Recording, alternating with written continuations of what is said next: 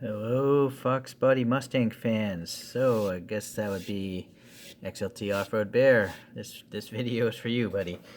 All right, so I got this gift from eBay from SurplusGoodies, that seller. There are almost no Greenlights to buy at the Walmarts and Targets in my area. The best one I saw was the Thelma and Louise Thunderbird, but I don't really love that car. Anyways, this is a third generation Mustang called the Fox Body, and I guess there's a pretty long span between 1978 to 1993. Actually, let's see, there's nothing on the back worth seeing. Shame. Okay, there's a facelift in 1987. So originally they had four like rectangular headlamps, and then they went to a more aerodynamic, flush set of headlamps in 87. Make it look more like the SVO. And then in 1993, like what they're saying here, this was the end of the official SSP police government Mustangs. Okay. In 1993, 115,000 Mustangs were sold, but in the run of all Fox bodies, 2.5 million of them. So obviously a pretty popular car, and that's why so many diecast companies make models of them. Now, I thought this is a fantasy livery because it's a drag car, right? And it's Arizona State Police, which usually has this little badge there. So, but the livery does exist. It just doesn't exist on a drag car. Or does it? Maybe it does. Hold on. Let's just look at a drag car.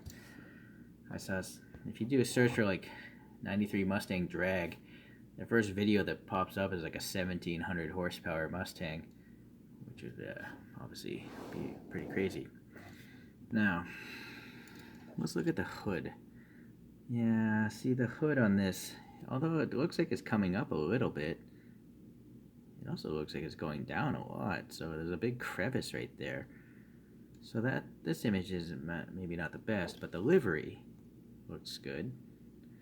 But now if you look at this image, look how tall that hood is up there. So now I'm starting to think this actually is a real Mustang. Just not a drag car. But at least it has a hood. Because this is like tailgating it somewhere. Why is there a guy wearing like a bomb EOD outfit? I don't know what this photo is about. But clearly this thing just has regular street wheels and street tires. Right? Okay, well anyways, delivery definitely looks pretty good. So now this one is at a police parking lot. Police. So this one's got a wing though, a rear wing. So did the other ones. But for some reason Greenlight skipped the wing on this guy. All right. Well, I don't know what the story is. I just think it looks cool. That's why I buy stuff. It's probably why you buy stuff, right? Sorry, let me get some more light back in here. So naturally being a drag car, really small diameter front tires, pretty big diameter rear tires. I wonder if the wheels are identical. They might actually be identical. No, they're not. Clearly they're not. The spokes on these are tiny. The spokes on those are much wider. So two different castings for the wheels. Yeah, a lot of airspace here. Oh, maybe the axle's warped. And also the tire is a little bit off. This is funny, just this spacer is ridiculous. So yeah, I think the axle is warped, right? So that's what's going on there. I'm not sure if they could have made it any way better. But while we're down here, nice thick, super fat rear tires, of course. So what's nice about Greenlight is they tell you what the car is. This is 93 Mustang. And then they tell you, who made it, Greenlight, and then it says 2010, I think, for the copyright. So you have a general idea when this thing was modeled. So this basically has everything I want to see on the bottom of a model, so I can talk about it and think about it. All right. Well, yeah, so it does roll lopsided. See that front end just, oh well. But the detail on the wheels is nice. I mean, all these little I'm gonna guess lug nut details, maybe multi-piece wheels.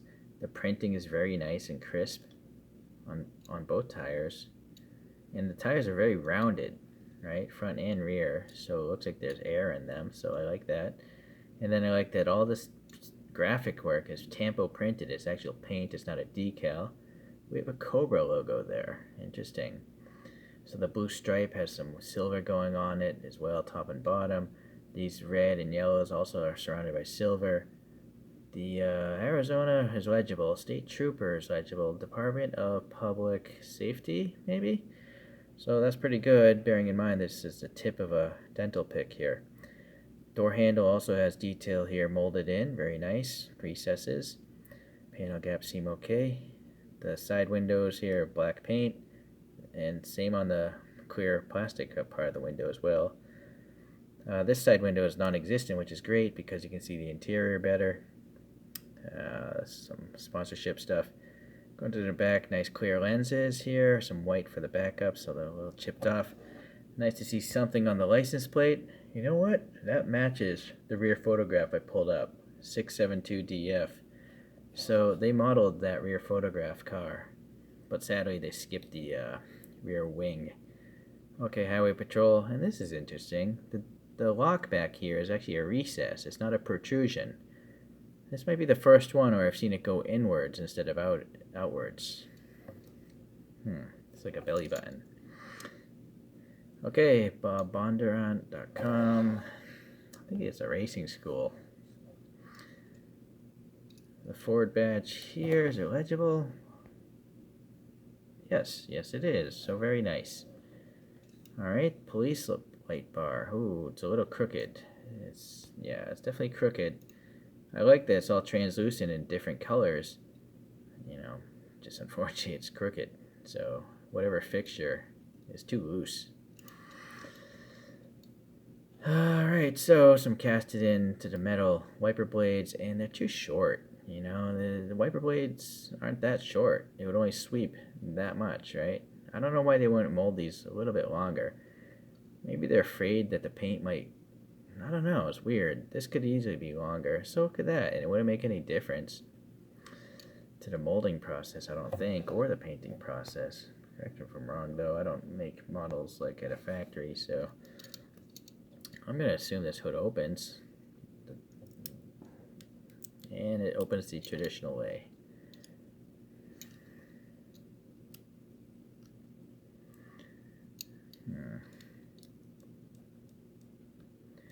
Well, right now it doesn't open much, which is partially why I don't like opening hoods. Besides the panel gap, many times they just don't let you see anything. And even if I could see it in there, probably wouldn't be much to look at. I mean, what I can tell now is just a big blob of black plastic. So, totally unnecessary for me. Yeah, just detracts from the appearance.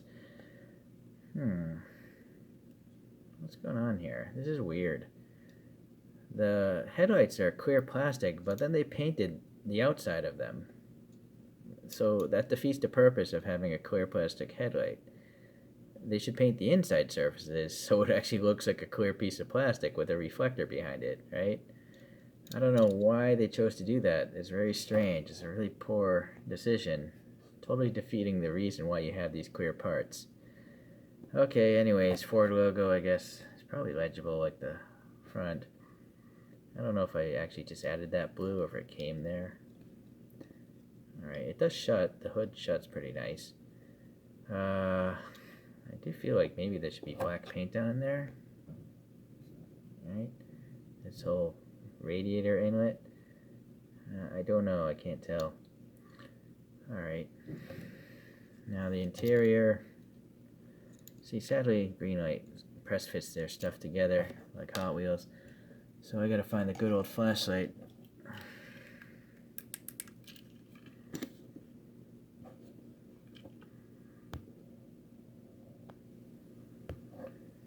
Well, you got just typical molded details, and they're pretty good details. Just, you know, no additional color.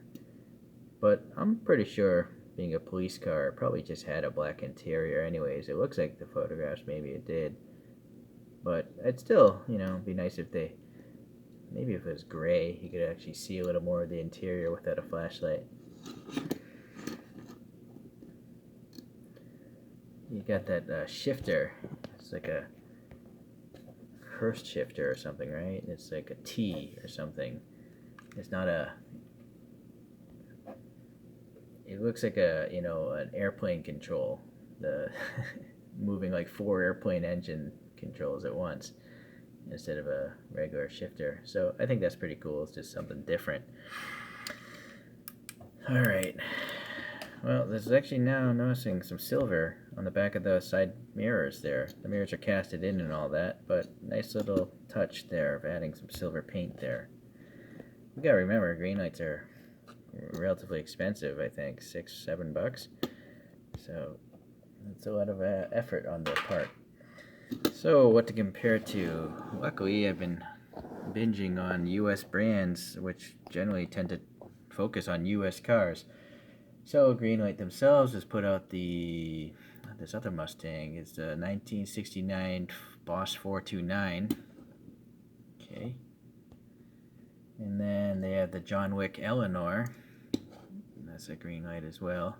I do feel like that one's very narrow though. It seems like out of scale. I'll do the top view in a second. And then Auto World has this Mach 1 Mustang. 1973. Auto World doesn't tell you what the car is on the bottom. I really don't like that about the brand. See how narrow, and I've mentioned this in other videos, well, these 3 Mustangs look, they're around the same width. But this one, for some reason, looks really narrow. I mean, these two are relatively close, right? As far as the year of production and all that, that's what I'm saying. Anyways.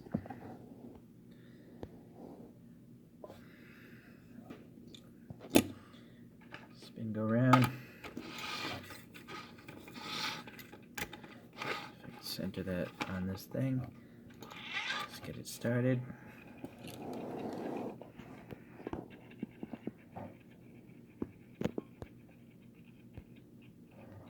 Alright, well, the only QC problem that really bothers me is the light bar is very crooked.